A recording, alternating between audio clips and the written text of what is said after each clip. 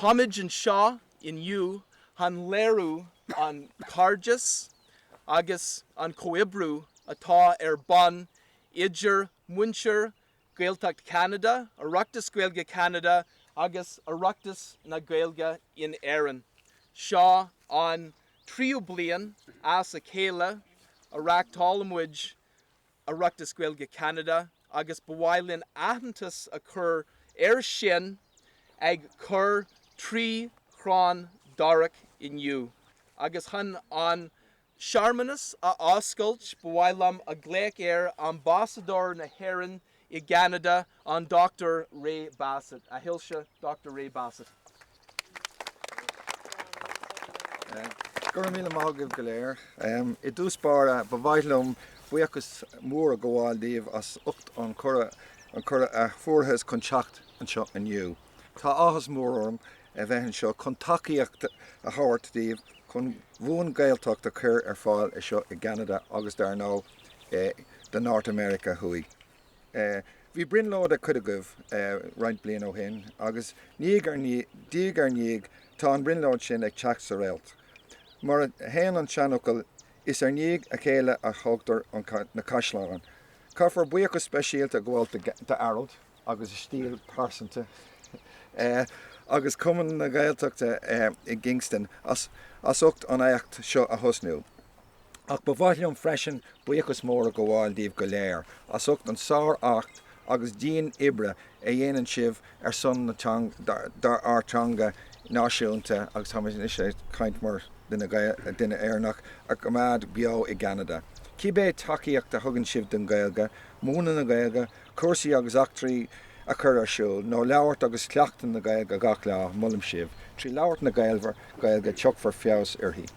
Many thanks. I just want to be here today, particularly to show solidarity and support for the efforts that's going on. We're very proud here in Canada that the only Oireachtas outside the island of Ireland takes place here, and this is the third occasion, and I think the embassy have been at all three, and I'm delighted that that's there.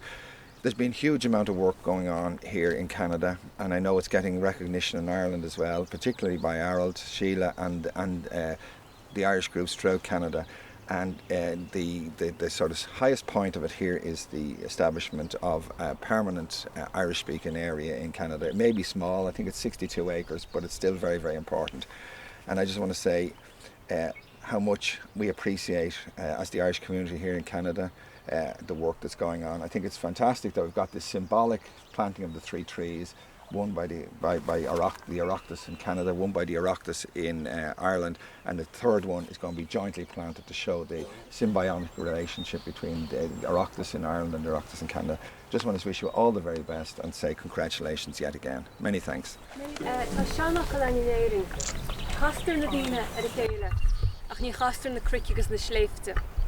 It's an old Irish proverb which translates loosely as, unlike the hills and the mountains, it's in the nature of the human race to come together and to congregate.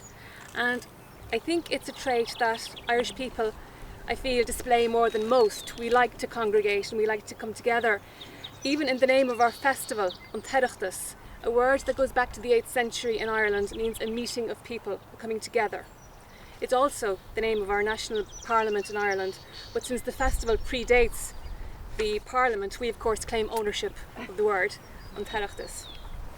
Agus is mór an honor doin Bhí Ambasadóir na Éirinn an seo Dochtúir Ray Bassett atá an iontach fleadh le gcónaí tuair tacaíochta go airald agus don chaiste in seo agus dúin in Éirinn agus gur míle maith as a bheith an láthair tá sé iontach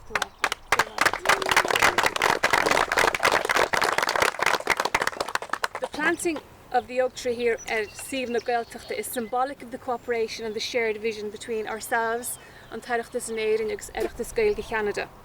The oak tree is very important in Irish mythology and in Irish folklore, and it's of course recognised universally as a symbol of strength in the face of adversity, justice in the face of immorality, and unwavering confidence in times of difficulty. Here it stands for unity of purpose between the Oireachtas communities in Ireland and in Canada, and it's our heartfelt wish that the oak trees we are planting here today, Gaeltacht Thuaisceart in Ilan Uair, this symbolises the growth and the expansion of the Gaeltacht here in Canada, and that the rich Irish heritage continues to strengthen through the efforts of Oireachtas communities everywhere. Gurmíle mahagi.